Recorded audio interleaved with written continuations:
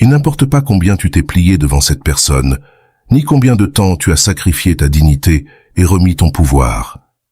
Si tu suis ce conseil, je t'assure que cette personne finira par te respecter et t'admirer.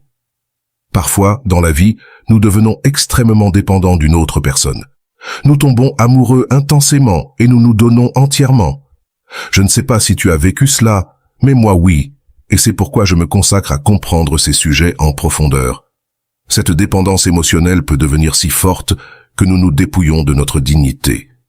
Cette personne finit par avoir un contrôle et un pouvoir énorme sur nous, au point que nous perdons notre identité et sommes incapables de retrouver notre autonomie et de faire quelque chose pour nous-mêmes. Que se passe-t-il quand tu te rends compte que tu as atteint ta limite et que tu ne sais pas comment t'échapper? Cette personne n'a plus de raison de continuer à jouer avec toi. Dans cette vidéo, je vais te montrer comment sortir de cette situation. Quand tu as perdu ta dignité, il est facile que l'autre personne se sente supérieure et contrôle ta vie. Cependant, je t'assure que dans la plupart des cas, il est possible de récupérer ton pouvoir, ta dignité et de te libérer de ce jeu. Comment? C'est simple. D'abord, il est crucial que tu saches te retirer de cette situation.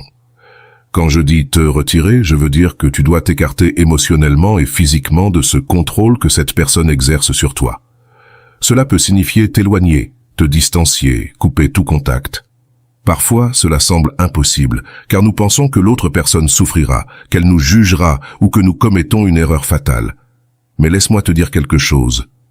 Veux-tu être dans une relation où tu n'es pas valorisé, où cette personne te manipule et où tu obéis simplement, ou préfères-tu une relation pleine de respect, d'amour et de confiance, où vous pouvez être vous-même et construire quelque chose de beau ensemble?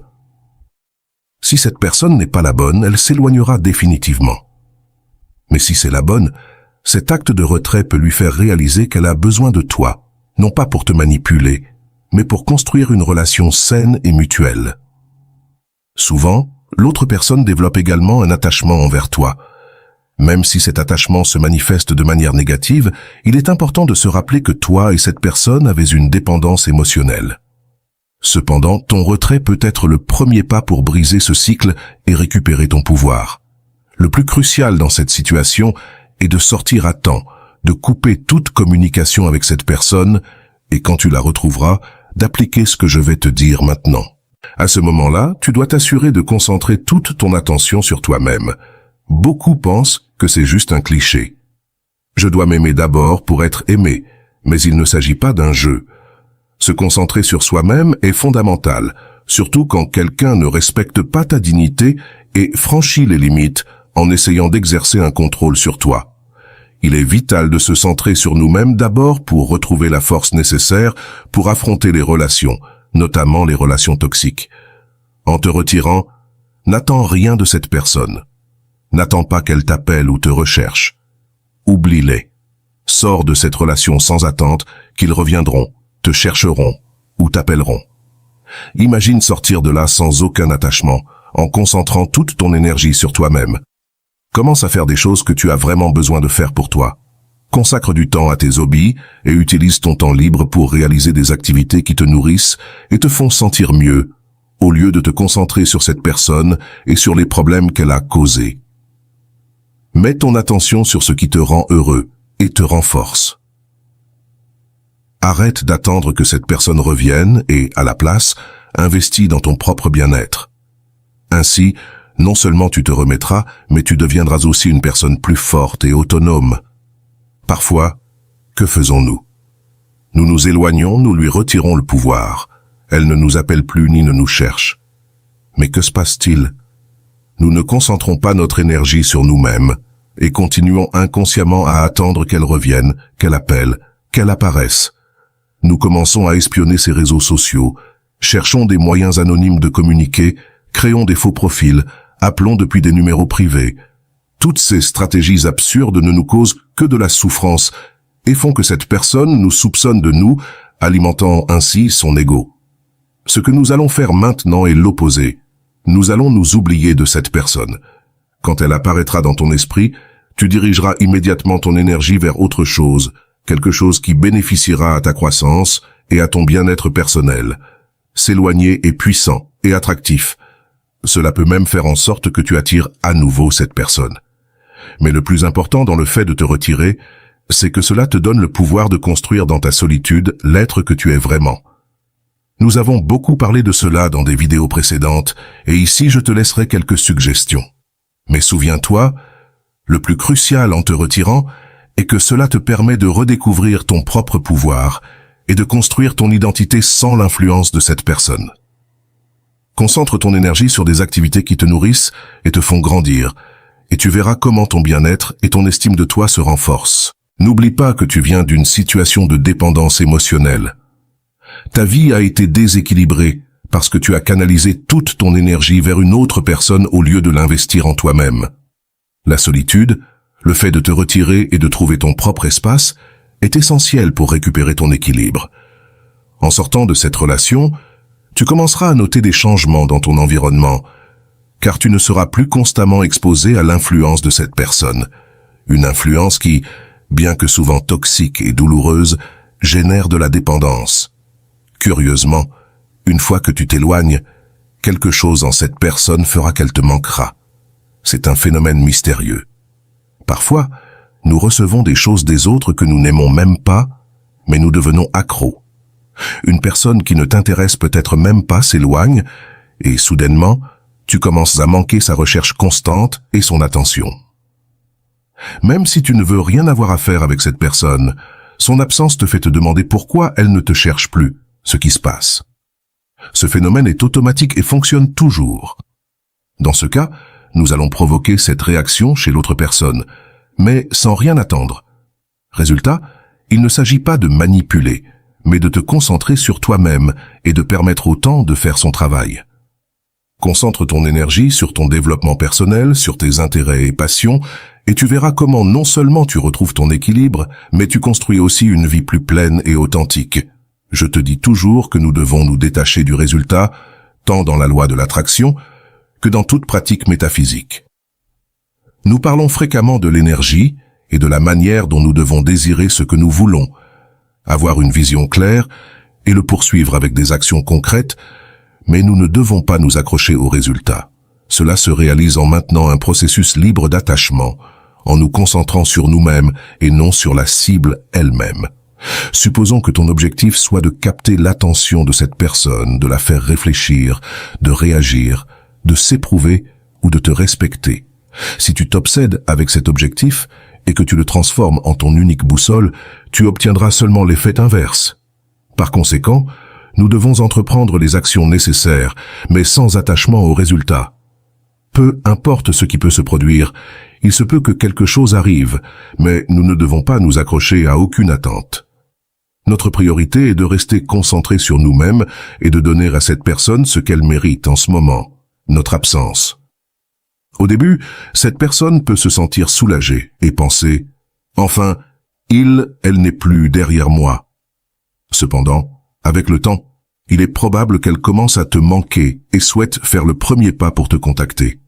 Ce premier contact est crucial et nous devons le gérer avec autocontrôle.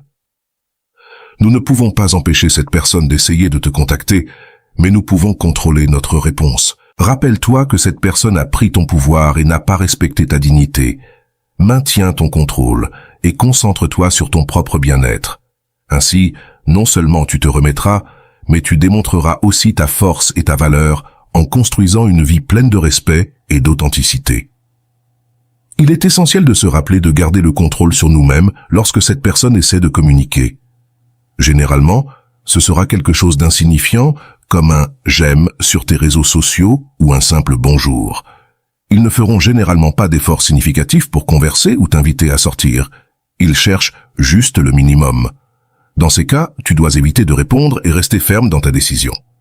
Ignore cette première tentative et continue à te concentrer sur toi-même. Pourquoi te dis-je cela? D'abord parce que nous ne connaissons pas les intentions définitives de cette personne. Son ego peut être blessé par ton absence et il voudra savoir pourquoi tu n'es plus attentif à ses mouvements. Il ne peut pas comprendre que tu n'es plus là pour répondre à son appel ou à son message. Ce désarroi dans son ego crée un besoin urgent de savoir ce qui a changé. Nous ne savons pas s'il te cherche parce qu'il veut vraiment que tu reviennes ou simplement parce que son ego a besoin de se réaffirmer. Cette personne peut être plus intéressée à te garder comme un soutien constant, quelqu'un qui est toujours là, qu'à construire une relation authentique avec toi. C'est pourquoi nous devons garder notre distance et ne pas tomber dans le piège de répondre immédiatement. En ignorant ces tentatives superficielles de contact, tu ne fais pas que renforcer ton autocontrôle, mais tu envoies aussi un message clair que tu n'es plus disposé à participer à ce jeu. Tu te concentres sur ta croissance et ton bien-être, construisant une vie où tu es valorisé et respecté. De cette manière, tu te libères du cycle de dépendance émotionnelle et avances vers des relations plus saines et équilibrées. Alors, ne néglige pas cette tentative de contact, une, deux ou même plusieurs fois, selon la manière dont la situation évolue.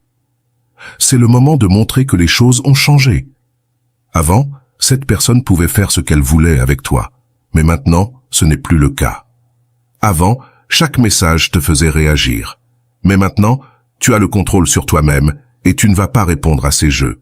C'est à ce stade que l'autre personne peut commencer à réfléchir. Cependant, je ne peux pas promettre que cela se produira dans tous les cas. Tu dois être complètement honnête avec toi-même et comprendre que cette personne ne répondra pas toujours de la manière que tu attends. Chaque individu a sa propre liberté et nous ne pouvons pas contrôler les décisions des autres. Il est important de ne pas s'attacher aux résultats. Il est possible que cette personne réfléchisse, change et te cherche sincèrement, reconnaissant qu'elle t'a blessé et voulant construire quelque chose de meilleur avec toi.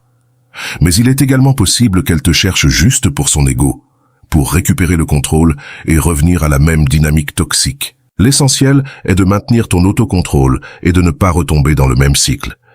Si cette personne ne veut que réaffirmer son pouvoir et recommencer à jouer avec toi, il est crucial que tu restes ferme dans ta décision de ne pas participer à ce jeu. Concentre-toi sur ta propre croissance et ton bien-être, et construise une vie où tu es valorisé et respecté par ceux qui t'entourent.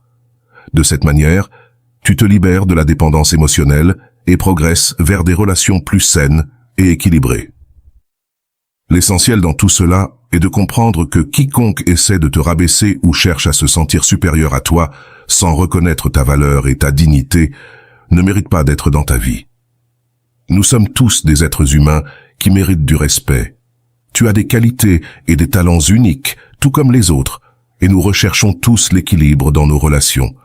La dignité est un trésor inestimable que nous avons par droit de naissance, et nous ne pouvons pas permettre à quiconque de nous la ravir. Alors, Namour, ne reste pas dans des relations où ta dignité est volée. Retire-toi et observe si cette personne te recherche à nouveau avec des intentions sincères pour réparer les choses, ou simplement parce que son ego a besoin de se réaffirmer. Il est crucial que tu commences à te valoriser davantage. Personne ne peut te donner de l'extérieur ce que tu n'es pas capable de construire d'abord à l'intérieur de toi. N'oublie pas de t'abonner à cette chaîne, de mettre un j'aime et de partager ce contenu avec toute personne qui pourrait en bénéficier. Tu as le pouvoir de créer, de réaliser et de vivre la vie que tu désires. Il te suffit de te concentrer et de poursuivre tes objectifs avec détermination. Nous nous verrons dans la prochaine vidéo.